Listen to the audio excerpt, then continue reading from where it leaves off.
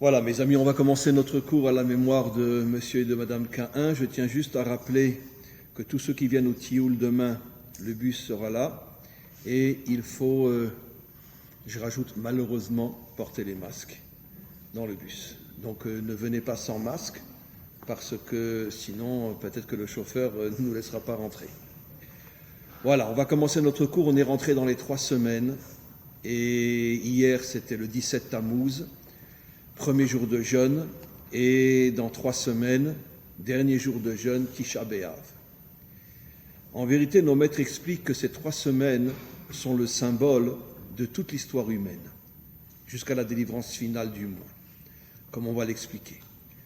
Comme je l'ai déjà expliqué de nombreuses fois, le Ham Israël et son histoire sont le microcosme de toute l'histoire universelle.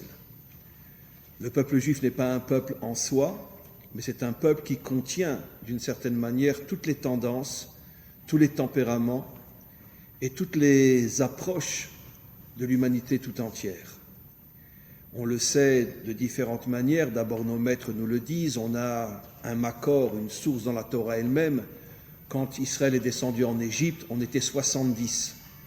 Et les commentaires disent pourquoi 70 ? Parce que ça fait allusion à la descente en exil des 70 nations. Ça veut dire que l'exil d'Israël n'est pas seulement l'exil d'Israël, sauf que chez nous, ça se voit mieux parce que chez nous, l'exil est aussi géographique. Les Français ont toujours été en France, les Ukrainiens ont toujours été en Ukraine. Donc, comme ils n'ont pas de déplacement géographique, ils sentent moins l'exil. Mais l'exil véritable, c'est pas seulement un déplacement géographique. L'exil véritable, c'est un exil intérieur. C'est-à-dire que l'homme est complètement perdu, il ne sait plus d'où il vient, qui il est, où il va. Je pense que dans nos dernières générations, on le ressent plus fort que jamais. On ne sait pas ce qu'il y aura demain, on sait encore moins ce qu'il y aura après-demain, et on ne se rappelle même plus ce qu'il y avait hier.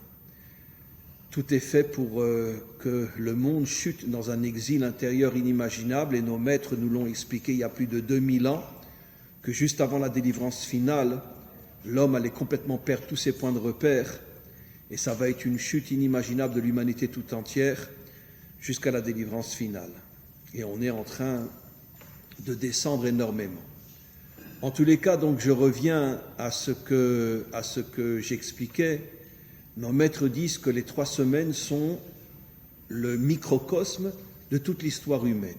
Et pourquoi ? Je vais d'abord le dire d'une manière assez rapide, et puis après, je vais bien sûr le voir plus dans les détails. Parce que les 3 semaines sont, on pourrait dire, encadrées dans 2 fautes. D'abord, dans l'histoire, le 17 Tammuz, c'est le jour de la destruction de Jérusalem. Nos ennemis sont rentrés dans Jérusalem le 17 Tammuz, mais comme le temple était lui-même entouré de murailles et que des soldats défendaient le temple, ça leur a pris après encore 3 semaines jusqu'à ce qu'ils puissent faire tomber les murailles du temple et rentrer dans le temple et le détruire, 3 semaines après. Bien sûr, pendant les 3 semaines dans lesquelles ils étaient dans Jérusalem, ils se sont, grâce à Dieu, bien amusés. Toutes les filles, toutes les femmes ont été violées puis égorgées. Tous les enfants ont été décapités. Un massacre inimaginable qui s'est produit. Des centaines de milliers, peut-être voire même des millions d'hommes et de femmes et d'enfants ont été assassinés pendant ces 3 semaines. Ils en ont laissé quelques-uns malgré tout. Et après la destruction du temple, comme nous l'enseignent nos maîtres, ça a été une catastrophe. Dans l'enceinte du temple, ils ont fait venir tous les enfants qui restaient, ils les ont tous égorgés. Tous les Kohanim ont été égorgés. Et d'une certaine manière, ça a été un massacre inimaginable. Et encore une fois, tout a commencé avec le 17 Tammuz, la destruction de Jérusalem. Et ça se termine avec le 9 Av, la destruction du temple. Mais comme on le sait, ces 2 dates ont un makor dans la Torah. Qu'est-ce qui s'est passé pour la première fois le 17 Tammuz ? La faute du veau d'or. La faute du veau d'or a été le 17 Tammuz. On va voir le lien avec la destruction de Jérusalem. Et qu'est-ce qui s'est passé le 9 Av ? C'est la faute des explorateurs. La faute des explorateurs.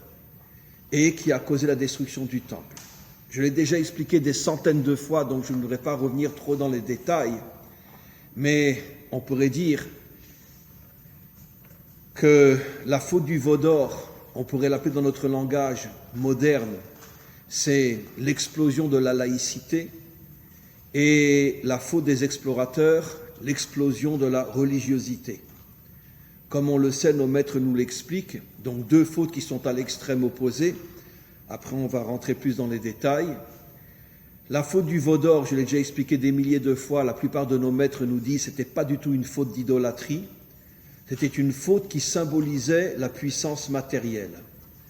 Comme on le sait, à l'époque, quand la Torah nous parle, 99,9% de toute l'économie mondiale est l'agriculture, il n'y a pas encore de high-tech, il n'y a pas encore de chevrot, et donc tout le monde travaille dans l'agriculture, et le veau, qui est en vérité le bœuf lui aussi, est le symbole de l'outil qui permet l'agriculture.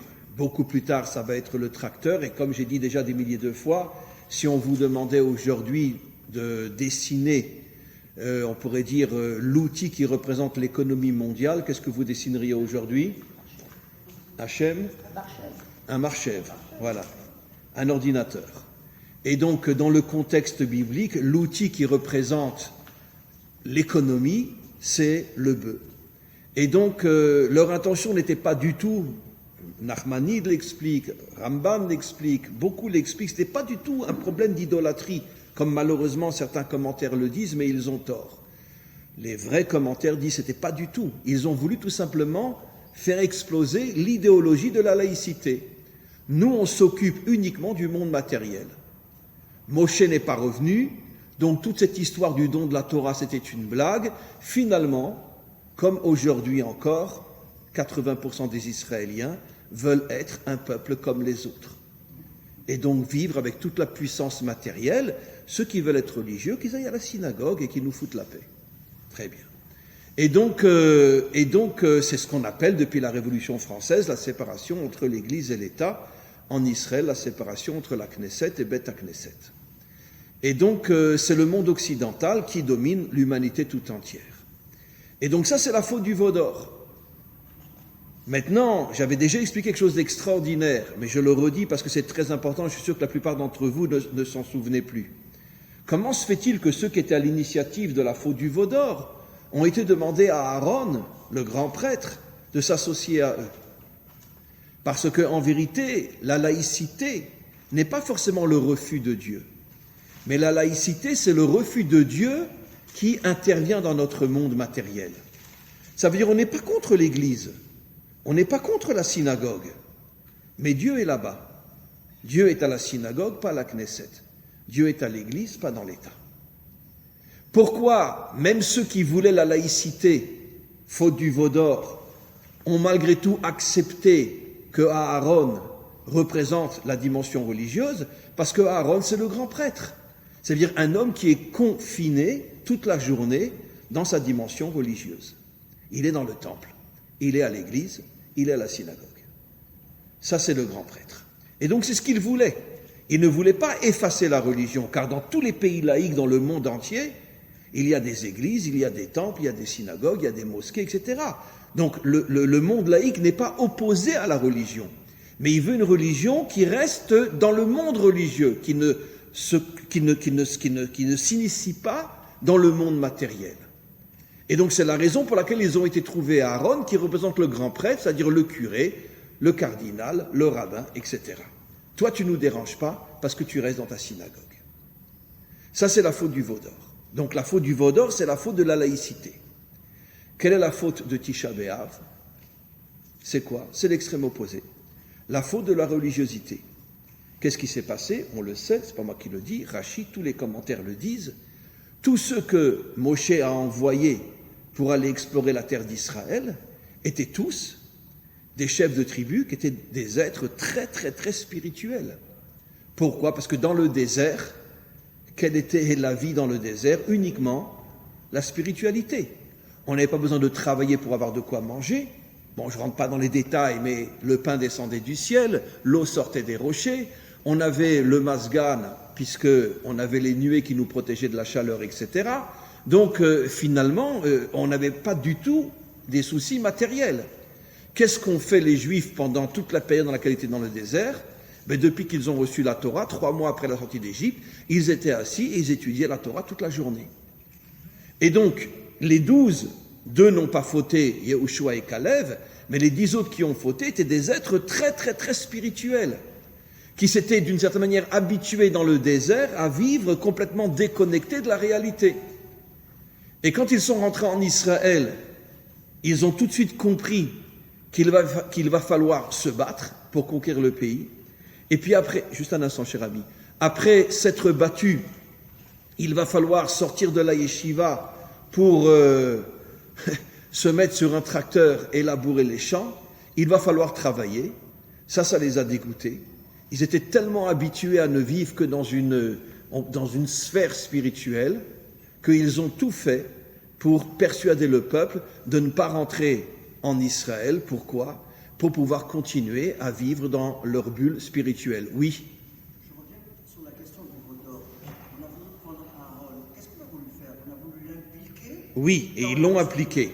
Autrement dit, réunir le matériel et spirituel, peut-être? Pas le réunir dans le sens de l'union réelle, mais disons l'un à côté de l'autre, sans que chacun reste dans son coin, mais on a besoin des deux. Pourquoi? Parce que les laïcs savent très bien que dans tous les pays du monde jusqu'à aujourd'hui, il y a des gens croyants. Il y a des milliers, des centaines de milliers de catholiques en France, en Europe, en Amérique, plus des protestants, des évangéliques, mais il y a des religieux partout dans le monde entier. Donc les laïcs ne sont pas tarés, ils savent très bien qu'ils ne peuvent pas imposer de force la laïcité au monde entier. Donc, pour contenter les religieux, on leur laisse l'Église. Mais si tu viens au Parlement, tu ne parles pas de Dieu. Tu ne parles pas de lui. Tu parles de lui à l'Église, pas ici. Donc, il y a une séparation entre l'Église et l'État, mais il n'y a pas un refus de l'Église.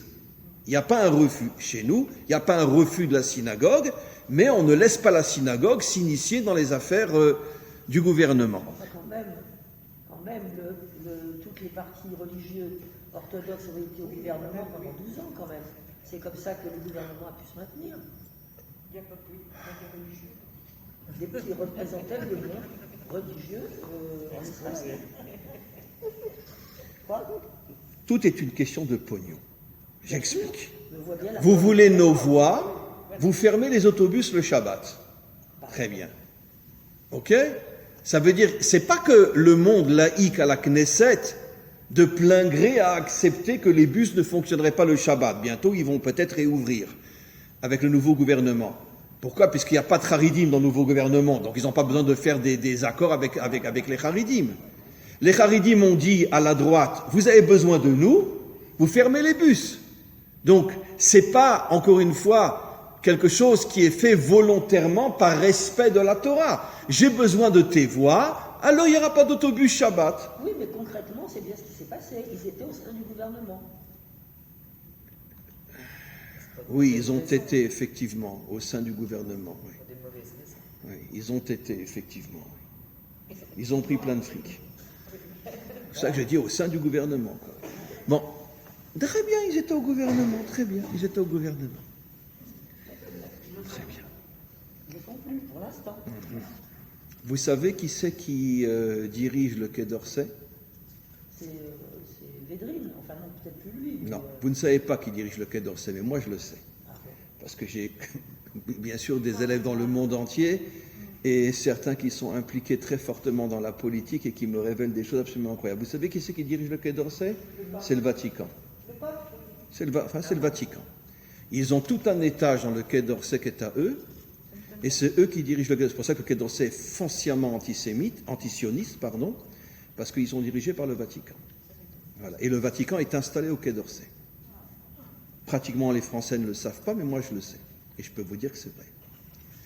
Et donc bien sûr qu'il y a des implications entre le monde religieux mais parce que sous la table, j'imagine qu'il doit y avoir des accords financiers entre le Vatican et l'État français et des autres États. C'est pas une conscience religieuse, c'est une conscience financière. Les partis religieux à la Knesset ne représentent que le fric, un point, c'est tout. Et d'ailleurs, c'est la raison pour laquelle, juste à l'instant, il y a une grande révolte à l'intérieur du monde haridi. Et je peux vous dire, je ne dis pas une chose dont je ne suis pas sûr. J'ai rencontré, il n'y a pas longtemps, des rabbanim charidim. Charidim, ça veut dire vraiment charidim. Les péotes, la longue veste, etc.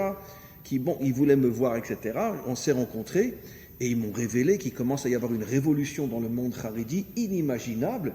Les charidim ne supportent plus leurs représentants. Ils ont compris qu'ils se foutent d'eux.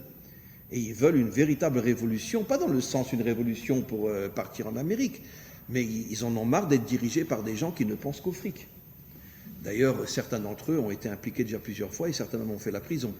Oui. Non, je disais, la France est responsable des lieux saints, Moyen-Orient et Israël notamment, donc c'est pour ça qu'il y a cette conjonction avec le Vatican. Peut-être, oui. Et la fille aînée de l'Église. La fille aînée de L'Église. Oui.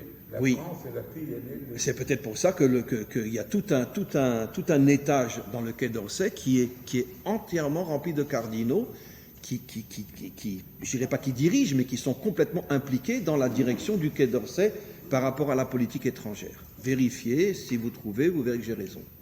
En tous les cas, je continue donc. Qu'est-ce qui s'est passé encore une fois avec la faute du veau d'or, la faute des explorateurs? C'est que, comme je l'ai expliqué, cette déconnexion du monde matériel, ils ont compris que s'installer en Israël nécessiterait d'abord une guerre, donc nécessiterait d'avoir une épée à la main, et ça ils ne voulaient pas, puisque eux étaient dans une sorte, on pourrait dire, de sphère spirituelle dont le mensonge est « Dieu s'occupe de tout », et nous les hommes, on ne doit que prier et lui interviendra pour nous.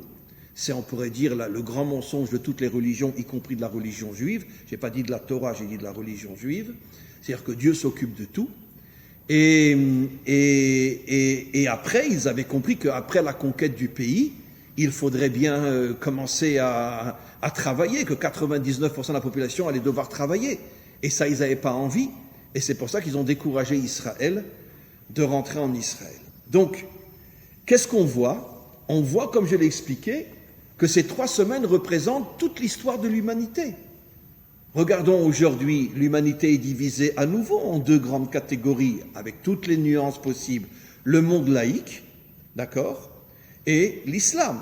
L'islam, dans sa grande majorité, est un monde très religieux, où Dieu est investi. La preuve, c'est que ne peuvent diriger un pays islamique que des imams, que celui maintenant qui vient d'être nommé en Iran, je peux vous garantir, il est pire qu'Hitler.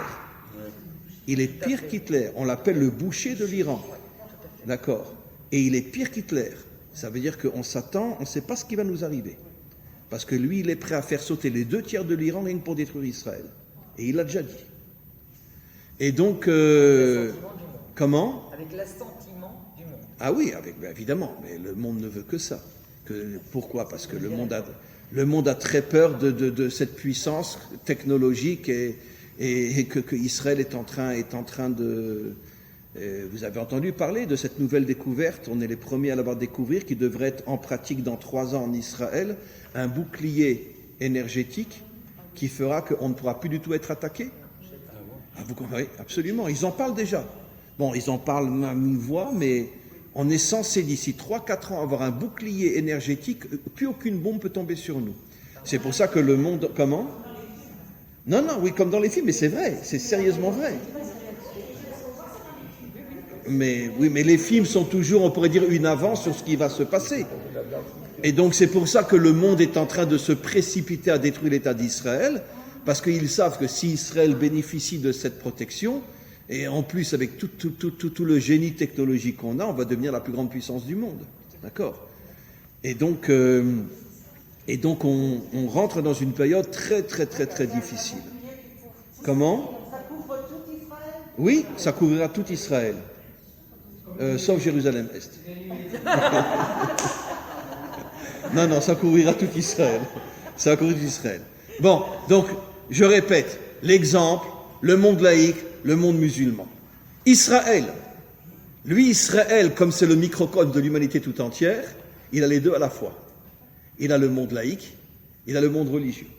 Évidemment, le monde laïque est plus important que le monde religieux, puisqu'on est un pays occidental.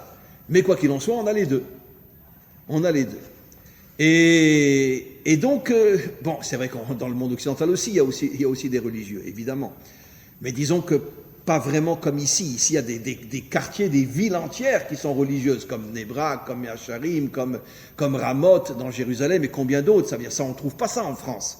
On trouve des croyants, mais on ne les trouve pas regroupés en quartiers où ils sont des milliers. Ça, c'est un truc qui est unique en Israël. Pourquoi ? Pour bien montrer que Israël est le microcosme du monde entier et que chez nous, il y a toutes les tendances. Donc, je reviens à ce que j'explique. On est rentré dans ces 3 semaines qui maintenant correspondent encore une fois à toute l'histoire de l'humanité. Car dans toutes les générations, il y a eu des générations où il y avait des peuples plus laïques, des générations où il y avait des peuples plus religieux, et ainsi de suite. Quand je dis religieux, je ne dis pas forcément de croire dans le Dieu un, l'idolâtrie, peu importe, mais c'est aussi une forme de religiosité. Et donc, c'est toute l'histoire humaine dans laquelle on est rentré maintenant. Maintenant, le problème, mes amis, est de savoir quelle est la faute la plus grave, la laïcité ou la religiosité. Bon, vous connaissez ma réponse, évidemment. Mais souvent, le problème, c'est que je vais vous le montrer. Je vais vous le prouver. D'abord, commençons par, excusez-moi, mais ça fait trembler. La faute du veau d'or, c'est la révolte contre Dieu. C'est-à-dire, nous, on est dans ce monde, tu nous fous la paix, tu restes à l'église ou dans la synagogue. D'accord ? Tant que tu es là-bas, on ne t'embête pas. Tu sors de la synagogue, on te descend. Très bien. Ok. C'est quand même une faute très très grave. Elle a causé les 2 destructions du temple, cette faute-là. Elle a causé les 4 exils, cette faute-là. Et quand je dis les 4 exils, parlons que du dernier. Elle a causé les croisades, cette faute-là. Vous savez que quand les croisés ont commencé à descendre toute la France pour aller, entre parenthèses, libérer Jérusalem, toutes les communautés juives sont rentrées dans les synagogues et ont été brûlées vifs. Ça veut dire des millions de juifs, hommes, femmes, enfants, brûlés vifs dans les synagogues. D'accord ? L'Inquisition, c'est aussi sans doute 1 ou 2 millions de juifs brûlés vifs, hommes, femmes et enfants. Les pogroms, à chaque Noël, le curé excitait les foules, il sortait après dans les ghettos, il massacrait tout le monde. Et surtout, il volait les enfants pour pouvoir après les éduquer comme des catholiques. C'est pour ça qu'il y a tellement ces derniers temps de conversion, parce que ce sont toutes ces âmes juives perdues qui reviennent, qui ont été volées il y a des siècles ou des millénaires, et qui reviennent. Puis, comme je l'ai toujours dit, une conversion, ce n'est pas un non-juif qui se convertit, c'est une âme juive perdue qui revient à la maison, une vraie conversion. Et donc, il y a eu des millions d'enfants pendant des millénaires qui ont été volés, grandis, qui ont été éduqués, qui ont grandi dans le monde catholique et qui ne savaient même pas qu'ils étaient juifs. Et 3, 4, 5, 6 siècles après, tout d'un coup, un réveil, et ils reviennent à la maison. Et ils ne savent même pas quelles sont leurs origines, d'où ils viennent, d'un enfant volé ou des fois aussi de juifs qui ont volontairement voulu s'assimiler, c'est possible. Moi, c'est surtout des enfants volés. Surtout des enfants volés. C'était vraiment, on pourrait dire, le sport des catholiques à Noël, voler les enfants juifs pour qu'ils ne savent pas qu'ils sont juifs. Après, il y a eu la Shoah. Comme on le sait, ce n'est pas 6 millions de juifs, c'est 9 millions. Mais la Shoah, c'est aussi 50 millions de morts. 50 millions de morts. Pas de juifs, je parle la dernière guerre mondiale, excusez-moi, pas la Shoah. La dernière guerre, c'est 50 millions de morts. Et la première guerre mondiale, c'est 20 millions de morts. Ça veut dire qu'en 10 ans, il y a eu 70 millions de morts. Alors je suis désolé, on a envie d'étrangler Rachi, mais c'est Rachi qui parle, c'est pas moi. Rachi dit que la faute des explorateurs a causé 2 destructions de temples et 4 exils. Donc 4 exils, ça veut dire que tout ce qu'on sait, ce qui s'est passé pendant rien que ces 2 derniers millénaires. Donc, c'est absolument fou. Vous demandez à n'importe qui aujourd'hui, d'accord ? Qu'est-ce qui est plus grave ? Un laïc en Israël tatoué des pieds jusqu'à la tête qui fume 3 joints par jour, d'accord ? Et qui passe d'une fille à une autre, d'accord ? Ou un religieux qui vous dit « Oh, moi, ce monde matériel, il ne m'intéresse pas, je m'en fous, moi, je prie, j'étudie toute la journée. » Vous demandez à n'importe qui aujourd'hui, quelle est la faute la plus grave ? Tout le monde va vous répondre le laïc. D'accord ? Eh bien, c'est pas ce que la Torah nous dit. Je suis désolé, c'est pas ce que la Torah nous dit. Pourtant, les explorateurs étaient des gens d'un très très haut niveau spirituel. C'est Moshe qui les a choisis. Moshe qui avait le roi HaKodesh, qui avait cette vision de rentrer dans l'intériorité de l'être. C'est lui qui les a choisis. Il a pris les meilleurs du peuple. Et c'est à cause d'eux qu'on a eu 9 millions de morts pendant la Shoah. C'est à cause d'eux qu'il y a eu la destruction du premier temple, deuxième temple avec des millions de morts. C'est à cause d'eux qu'il y a eu 4 exils. Mais pourquoi pas à cause des laïcs?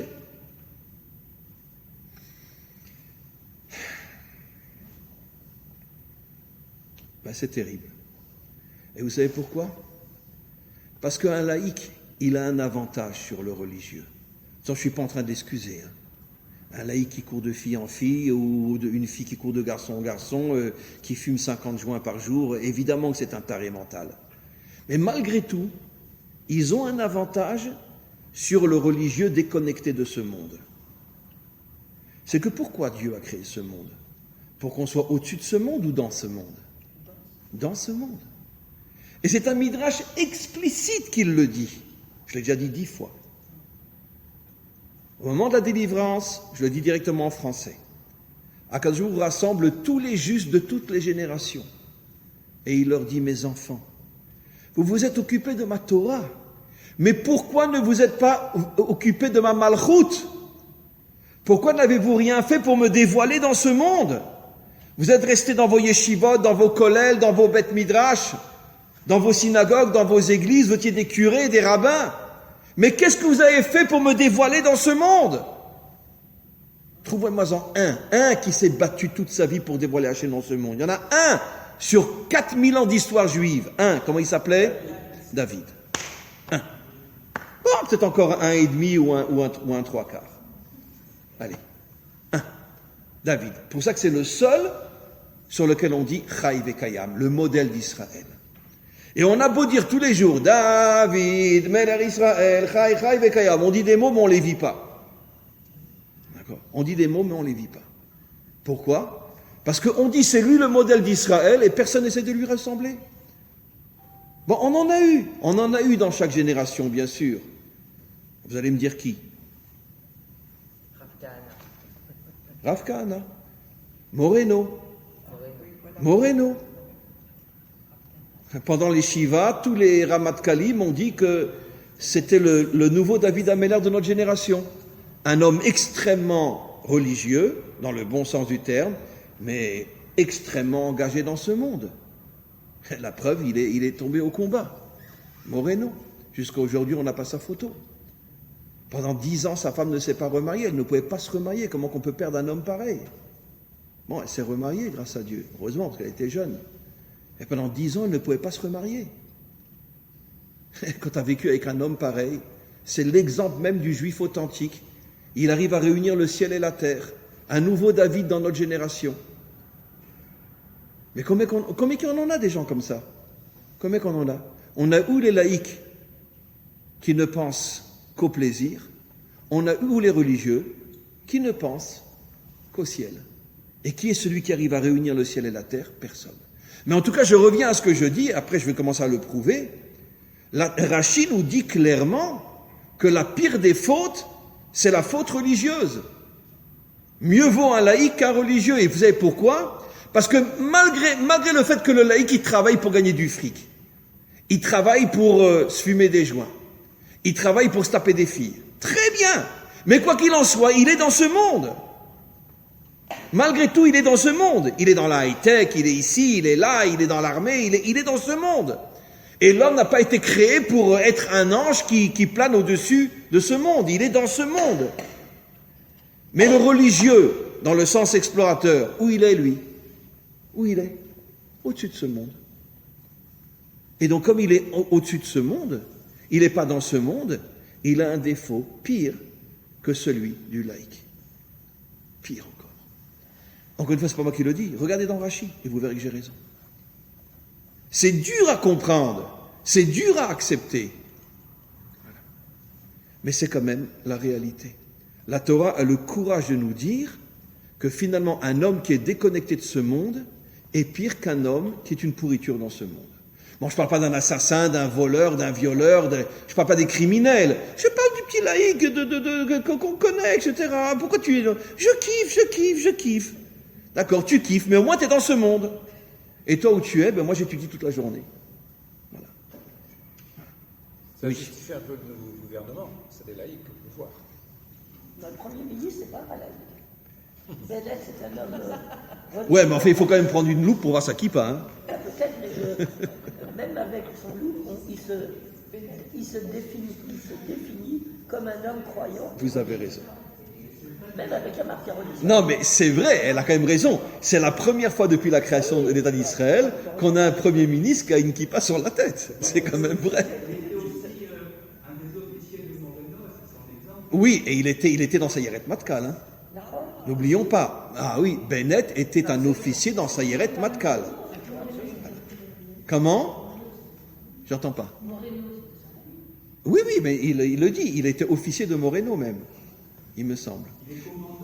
Oui, Bibi aussi était dans Sayeret Matkal. Hein. Je veux dire, bon, donc c'est l'unité la plus forte du monde. De plus en plus de Haredi font leur armée. J'en vois des fois dans la rue avec les paillettes. Ah, mais de plus en plus. Ben, moi, j'ai enseigné à l'armée jusqu'au Corona. Jusqu'à il y a un an, j'étais rabbin à l'armée. Et donc, des milliers de Haridim s'engagent à l'armée aujourd'hui. Il y a une révolution dans le monde, mais personne n'en parle. Mais dans la nouvelle génération, il y a une révolution inimaginable. On en parle un peu parce que dans l'émission Kalita, Ils en il y a parlent. une émission là-dessus, et je pense que c'est une femme qui est Haredi et qui connaît bien ce monde des braques, et elle dit qu'il y a une révolution. Ah, il y a une révolution dans le monde Haredi. Qui se passe. C'est justement ce qui est en train de se passer, le jour et la nuit, Zélo Matzé. D'un côté, l'humanité tout entière est en train de dégringoler, mais il y a un réveil inimaginable, et pas seulement chez nous, dans le monde entier. Il y a un réveil dans le monde entier parmi les nations, un réveil, une prise de conscience inimaginable. Quand on voit les questions que posent les nations, c'est incroyable. Ah oui, il y a quelque chose d'absolument inimaginable. Aujourd'hui, il y a des milliers de groupes qui se créent dans le monde entier de non-juifs qui veulent étudier la Torah, c'est inimaginable ce qui se passe. Mais vous le savez, de toute façon, c'est inimaginable. Il y a un réveil incroyable chez les nations. En Afrique, partout, je veux dire, il y a un bouleversement. Mais c'est toujours comme ça. C'est le libre arbitre. Plus le mal grossit et plus le bien grossit aussi.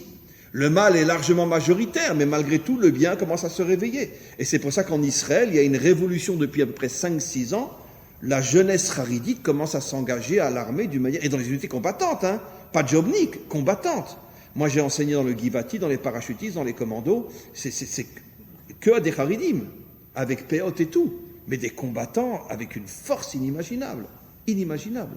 Mais ça, les Israéliens ne le savent pas. On n'en parle pas. Et ils ne le savent pas. Pourquoi on n'en parle pas? À cause de l'ancienne génération qui ne veut pas qu'on le dise, parce qu'elle veut les garder dans la yeshiva. Mais quand l'ancienne génération ne sera plus là, à cause de leur vieillesse, il va y avoir une explosion en Israël, et tout le monde va se rendre compte que finalement, je suis convaincu que dans 10 ans, il y aura plus de Haridim à l'armée que de Chilonim. Certes.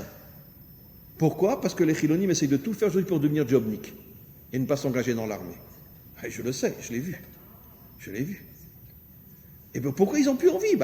Toute la journée avec le smartphone, machin, truc, machin, les filles, les joints, ils n'ont plus envie d'aller à l'armée. Ils ont envie de kiffer la vie, comme les Occidentaux.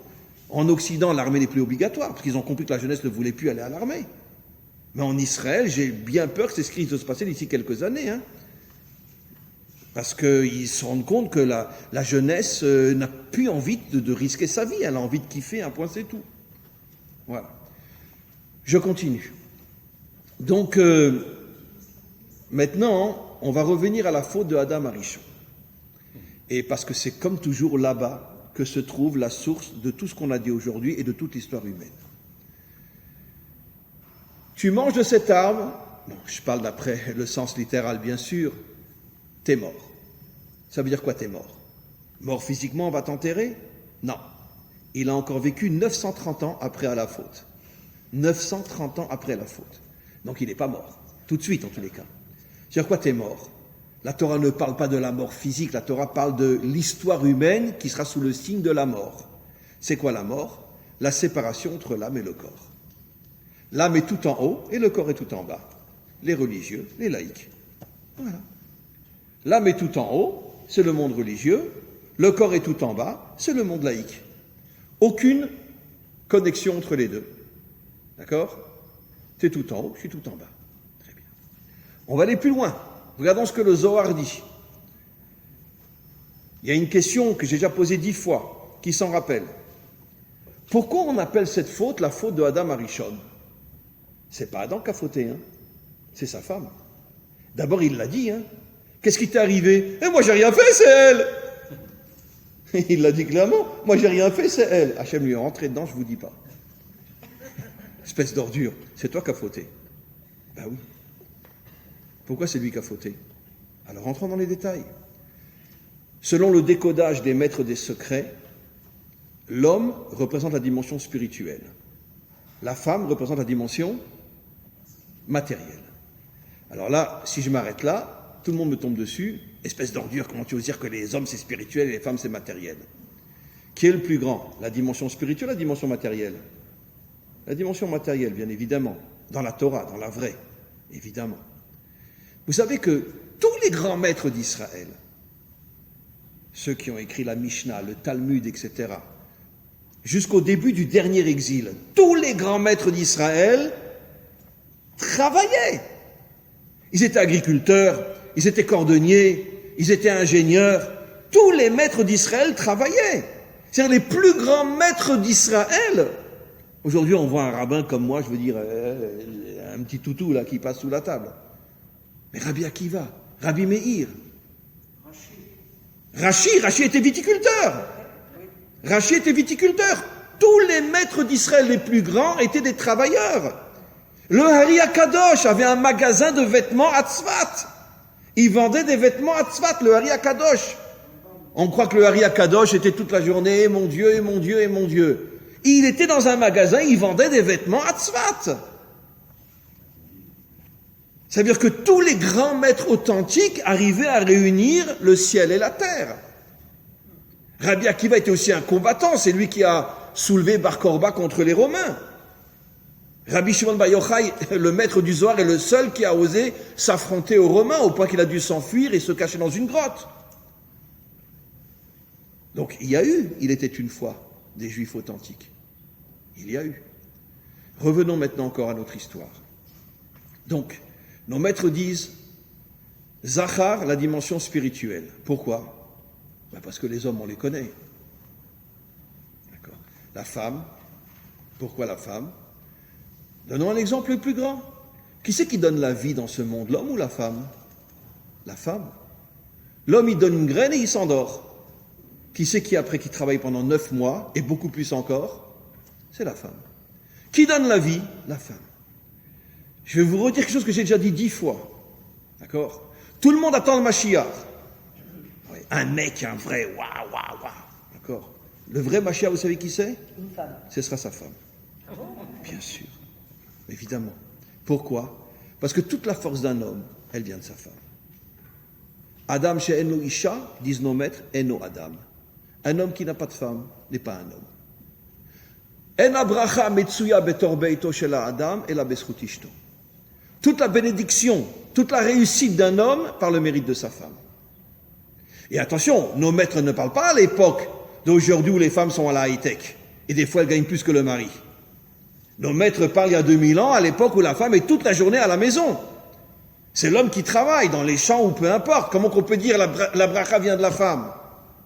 Parce que la femme dégage des énergies cachées qui rentrent dans l'homme et qui lui causent sa réussite. Vous savez, j'ai déjà dit dans un autre domaine, quand l'épouse du Rabbi Lubavitch est décédée, le Rabbi Lubavitch a fait un Dvar Torah, enfin ce qu'on appelle un Mahamar en Chassidut, sur sa femme. Elle s'appelait Chaya Mushka. Il a expliqué que le mot Chaya, c'est le 4e niveau d'âme, et Mushka, c'est le 5e niveau d'âme. Il a expliqué, tout ce que j'étais dans ce monde, c'est grâce à mon épouse. Il l'a dit clairement, c'est marqué clairement. Mes 2 plus hauts niveaux d'âme qui ont fait de moi le Rabbi de Lubavitch, je le dois à ma femme. Enfin, un homme honnête qui a eu le courage de reconnaître que tout ce qu'il a été, alors tous les chassidim, leur rabbi. D'accord. D'accord. Et le rabbi a dit, fermez-la. Dites ma femme. C'est elle, pas moi. Oui. Eh bien, vous savez que le Mashiach et sa femme, c'est les Gilgulim de Adam et Chava, qui viennent réparer définitivement la première faute. C'est eux qui viennent sceller l'histoire. Et comme c'est Chava, qui entre parenthèses, dans le Maasé, dans l'action, a fauté, après je vais expliquer que c'est en vérité Adam, donc c'est elle qui va revenir et qui va mettre le paquet pour sauver le monde, caché à l'intérieur de son mari, mais le vrai Mashiach, écoutez-moi, d'accord, et dites-le à tout le monde, le vrai Mashiach, c'est pas l'homme, c'est la femme. C'est vrai que dans la vitrine, on verra l'homme, d'accord, mais dans l'intériorité, c'est la puissance de sa femme. Maintenant, pourquoi on dit que c'est la faute de Adam et pas la faute de Chava, alors que dans les Maasé, c'est elle qui a fauté? Alors,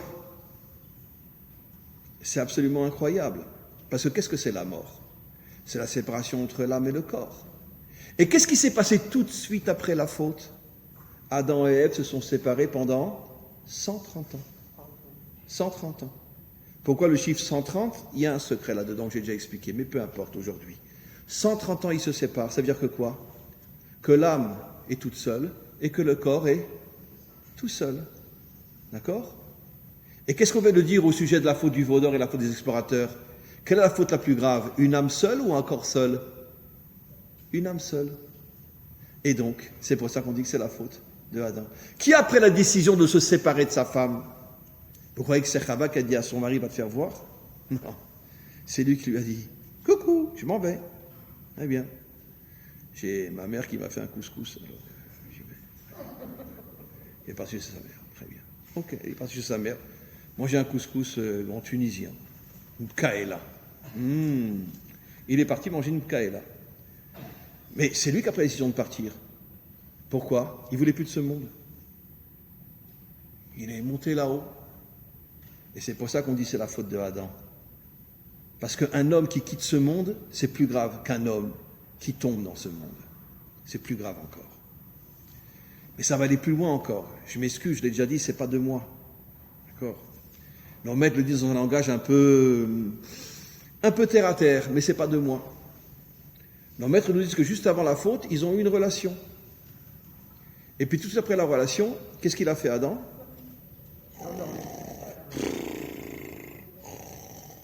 Il s'est endormi, il a ronflé. Elle était tellement écœurée. Attends, je comprends ça. Tu as pris ton kiff et tu me lâches? Elle s'est levée, elle était écœurée de voir un homme comme ça, qu'il l'a pris uniquement comme un objet pour son plaisir. Elle s'est levée, elle est partie. Et c'est là que le serpent, c'est un symbole, il n'y avait pas de serpent bien sûr, c'est là que le serpent, hop, il l'a chopé. Nos maîtres nous disent, pourquoi on appelle ça la faute de Adam? Parce que la faute a commencé quand? Quand elle a compris qu'à ses yeux, elle n'était qu'un objet de plaisir. Et dès qu'il a fini, qu'il a kiffé, il s'endort. À ce moment-là, elle était tellement écœurée, elle est partie et elle est tombée. Ça veut dire que la cause de la faute, c'est Adam. Aucun respect vis-à-vis de son épouse. Et c'est pour ça qu'elle est tombée. Mais pourquoi on a créé une femme? Comment? Pourquoi elle a créé une femme? Parce que l'otov eyot Adam levado, entov elaor, un homme qui n'est pas marié n'a pas de lumière. C'est pas de moi, c'est dans le Talmud. Aïcha nikret or einav shela Adam. La femme est appelée la lumière des yeux de l'homme. Ça veut dire que t'es pas marié, d'accord? T'es rien. T'es pas un homme. Tu vois rien, t'entends rien, tu respires pas. T'es pas un homme. Adam she'eno isha eno Adam.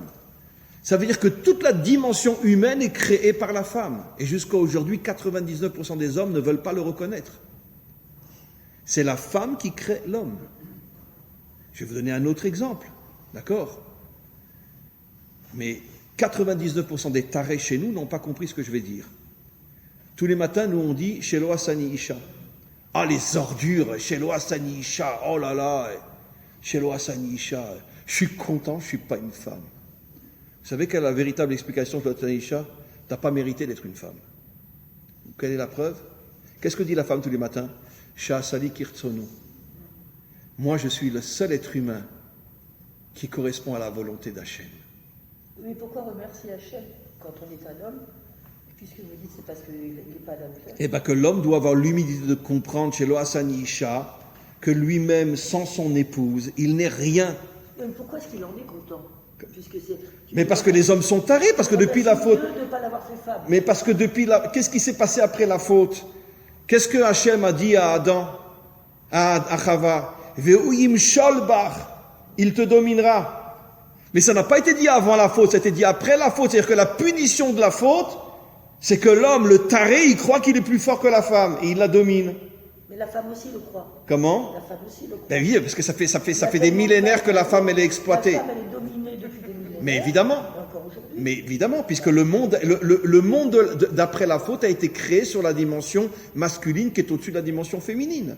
Et c'est rentré dans l'ADN des femmes. Alors c'est vrai, il y a eu le MLF, la révolution féminine, ces dernières décennies, etc. Mais d'un autre côté, je veux dire, les hommes ont récupéré la femme d'une autre manière.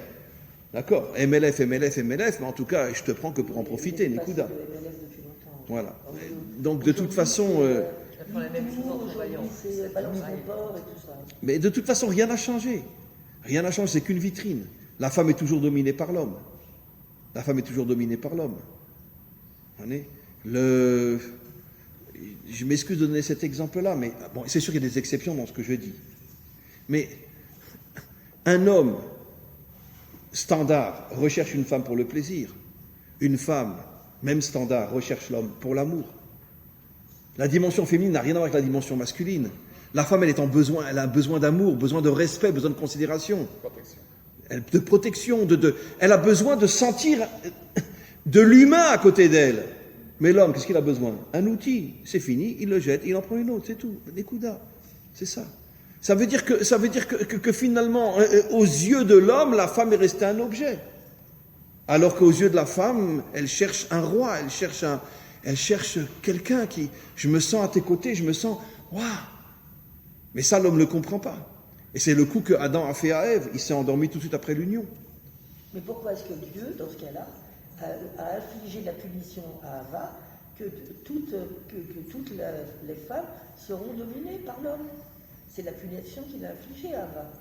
Elle en a reçu c'est une très très bonne question. C'est une méga punition qui Oui. s'est faite pendant des millénaires jusqu'à aujourd'hui. Alors je vais vous donner une partie de la réponse.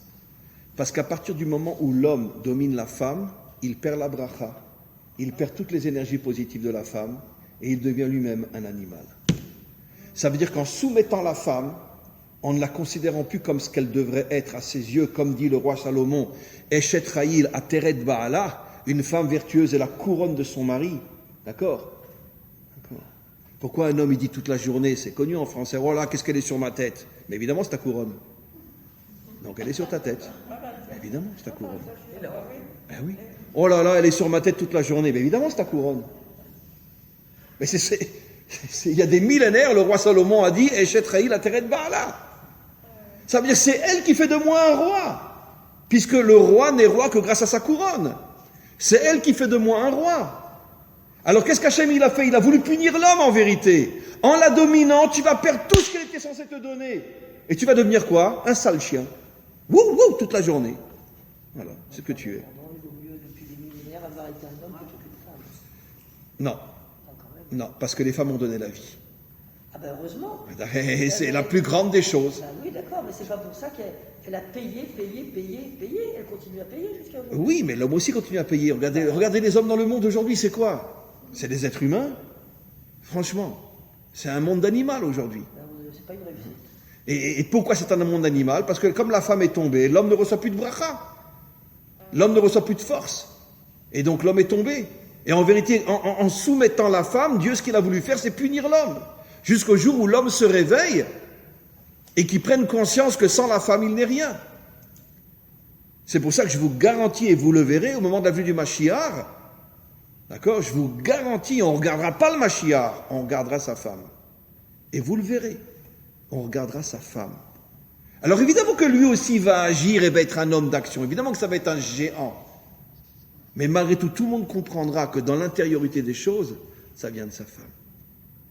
Donc on comprend pourquoi on appelle ça la faute de Adam. Parce qu'il n'a pas été capable de comprendre la dimension de son épouse. Et c'est pour ça qu'elle est partie, qu'elle est tombée après entre les mains, entre parenthèses, du serpent. Et c'est pour, encore une fois, comme vous le dites, c'est pour ça qu'après, elle est soumise par l'homme pour punir l'homme et l'empêcher de recevoir la bénédiction de sa femme. Parce qu'une femme soumise, c'est évident qu'elle n'envoie pas des bénédictions à son mari. Évidemment.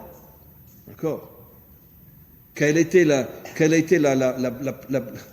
plus grande faute de la Torah jamais commise par la Torah, que heureusement que nos maîtres ont aboli. Hachem, pardonne-moi pour ce que je dis. Ben, la polygamie. Ben oui. Pendant des millénaires, les hommes pouvaient se marier avec plusieurs femmes. C'est une véritable cochonnerie. Mais évidemment, c'est une véritable cochonnerie. Pourquoi? Parce que imaginez-vous la souffrance des femmes.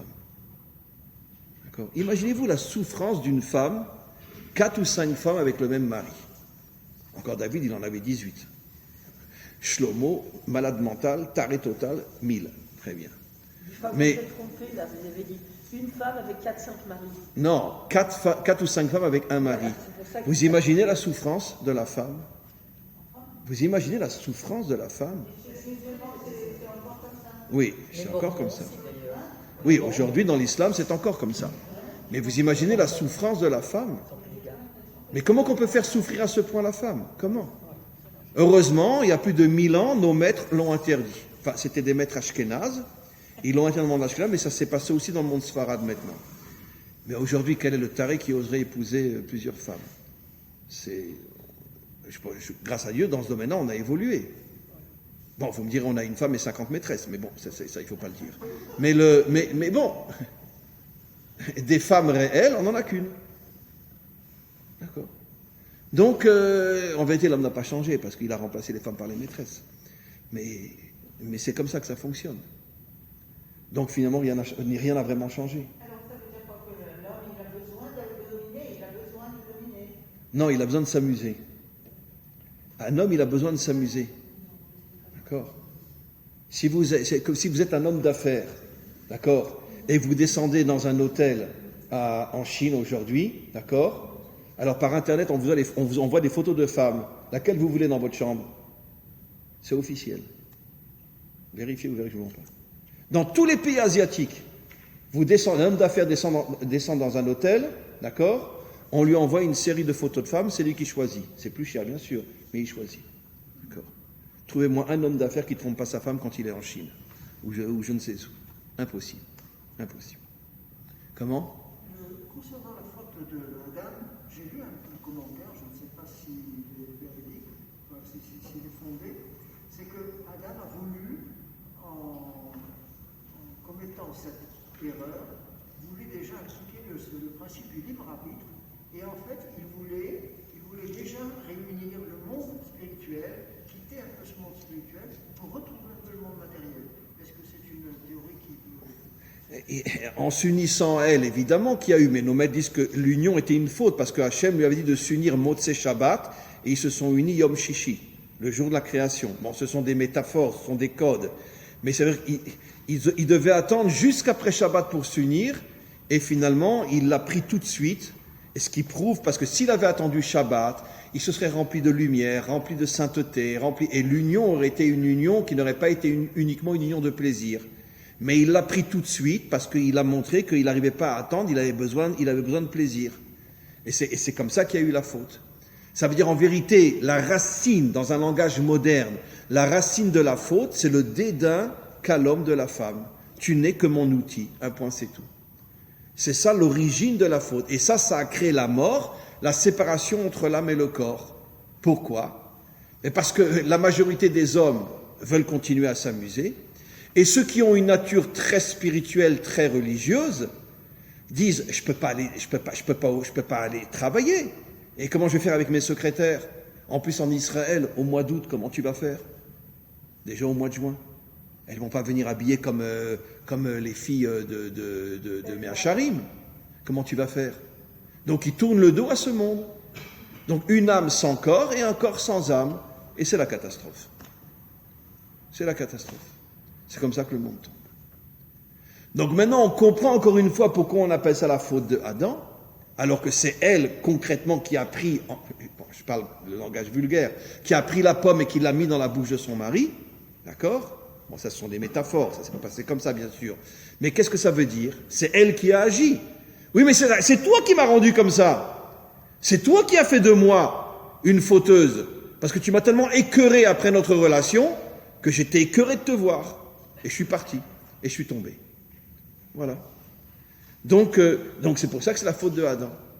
Et comme encore une fois Adam représente le monde spirituel, une preuve de plus, comme le disent nos maîtres, l'homme spiritualité, femme matérialité, et donc puisque c'est elle qui concrètement donne la vie, elle prend une graine et elle le transforme en enfant, donc c'est bien la preuve que quoi? Que dès le début de la Torah considère que le refus du monde spirituel d'avoir un respect pour le monde matériel, puisque le monde spirituel n'a pris le monde matériel que comme un objet, uniquement pour un plaisir, ce manque de respect du monde spirituel à l'égard du monde matériel, c'est ça l'origine de toutes les catastrophes de l'humanité. Et pour terminer, presque, la plus grande des preuves, qu'est-ce que disent nos maîtres? D'accord? La plupart de ceux qui étudient la Torah imaginent « Oh, l'ordure de Caïn, il a tué Abel ». C'est pas ce que nos maîtres nous disent. Je l'ai déjà dit 10 fois.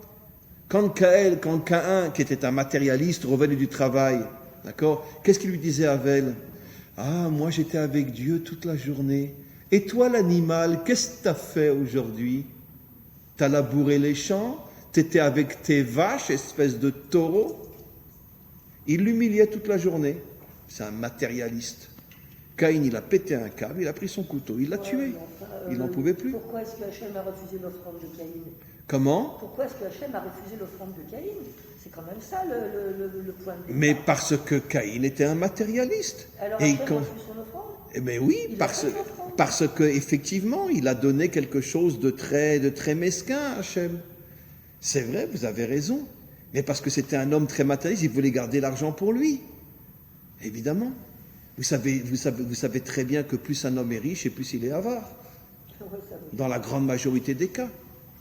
D'accord? Allez demander 10 shekels à un milliardaire. Il va se péter un câble. Et donc, plus un homme est riche et plus il est avare. Et donc, comme lui, il avait toute la terre, et il était le seul homme sur terre, bon, j'exagère, mais il avait une richesse folle pour Hachem. Je te donne, mais voilà.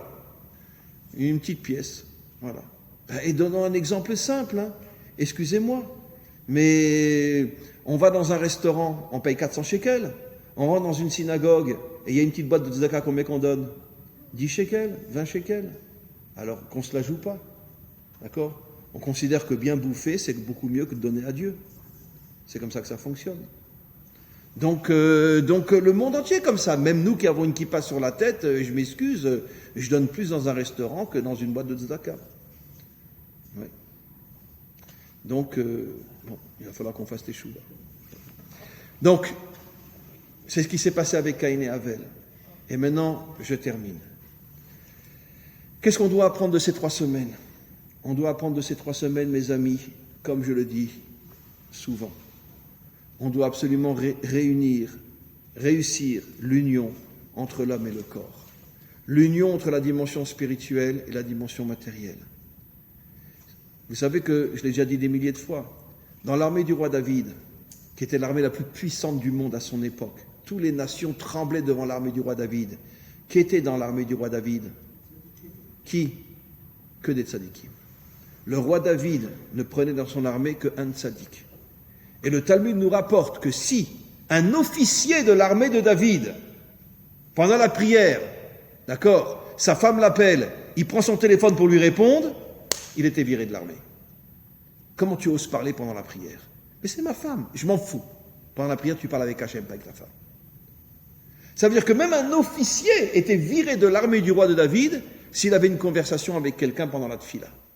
Pourquoi David ne voulait dans son armée que des ultra tzadikim? Mais c'est quoi? Des tzadikim comme on les connaît aujourd'hui? Non. Les vrais. Ça veut dire des tzadikim qui étaient complètement en haut et complètement en bas. Une âme dans le corps. Et c'est pour ça que la Torah nous dit, Vayipar nishmat chaim be'apav. C'est-à-dire que l'âme est rentrée dans le corps, elle n'est pas au-dessus du corps, elle est dans le corps. Puisque la fonction de l'âme, c'est d'animer le corps. Exactement comme la fonction de la femme, c'est de construire son mari. La femme est l'âme de l'homme. La spiritualité est l'âme de la matière et pas au-dessus de la matière. C'est pour ça que nos maîtres nous disent que la première délivrance à la sortie d'Égypte s'est faite par le mérite des femmes et la dernière délivrance se fera par le mérite des femmes.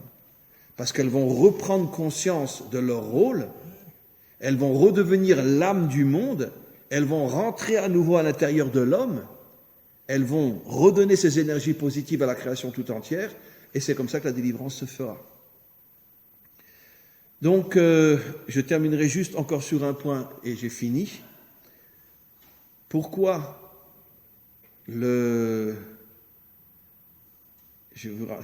ça c'est pas de moi, c'est marqué dans le Zohar. Vous savez que le seul jeûne au monde où l'union est interdite, c'est Tisha B'Av. D'accord? Et pourquoi? Oui, Kippour aussi, pardon. Kippour aussi. Mais je parle dans les jeûnes qui ont été rajoutés, je parle des jeûnes qui sont liés à la destruction du temple et à la destruction de Jérusalem. Les jeûnes qui sont liés à l'exil. Kippour n'a rien à voir avec l'exil. Pourquoi? Pour faire comprendre à l'homme, d'accord, que ta femme n'est pas un objet. Respecte-la. Parce que s'il y a eu 2 destructions de temple et 4 exils, d'accord, tout a commencé avec la faute de Adam, qui n'a pas su respecter sa femme. Et c'est pour ça qu'à Tisha B'Av, qui est le jour, le summum de la destruction et des 4 exils, l'homme n'a pas le droit de toucher sa femme, même pas de la toucher, même pas physiquement, même de la toucher, il n'a pas le droit. Pour que l'homme réapprenne à voir sa femme pas comme un objet, mais comme une reine. Et c'est pour ça qu'il ne la touche pas à Tisha B'Av. Bon, comme on dit toujours, le Mashiach a fait le métalfen, même pas il appelle. Mais c'est aussi le rôle des mères d'enseigner à leurs fils de respecter leurs femmes, de ne pas leur laisser... Oui. Moi, j'ai essayé de... Ah oui, surtout que les belles-mères, elles arrivent bien à expliquer à leur mari, à leur fils, comment respecter sa femme. Elles arrivent bien. Les belles-mères? Oui, les belles-mères. Ah non, elles sont très très fortes, elles. Mais les mères vis-à-vis de leurs fils, qu'un jour quand ils se marieront... Non, mais le problème, c'est les belles-mères. Parce que les belles-mères, elles disent à son fils, mais jette-la, cette tarée, là. Non, c'est pas comme ça qu'une belle-mère le fait. Pas du tout. Ah non? Mais pas du Bah tout. parce que vous êtes une vraie belle-mère, vous. Bah, justement. Ah bon? Mais pas tout le monde est comme vous. Mon fils me reproche sans arrêt de prendre la défense, d'avoir donné raison à sa femme. Waouh. Il m'a dit, Bravo. on voit bien que tu es une ashkénaze. Voilà ce qu'il me dit, mon fils, qui est rétzi. Ah non, les Ashkénazes, elles sont dures comme belle-mère. Oui, mais justement, c'est comme ça qu'il me dit que je ne suis pas une séfarade, une mère séfarade, ma fils. Ah d'accord. Bon, alors il faut que les belles-mères fassent les chouvas aussi. Et on s'en sortira. Amen. Sachez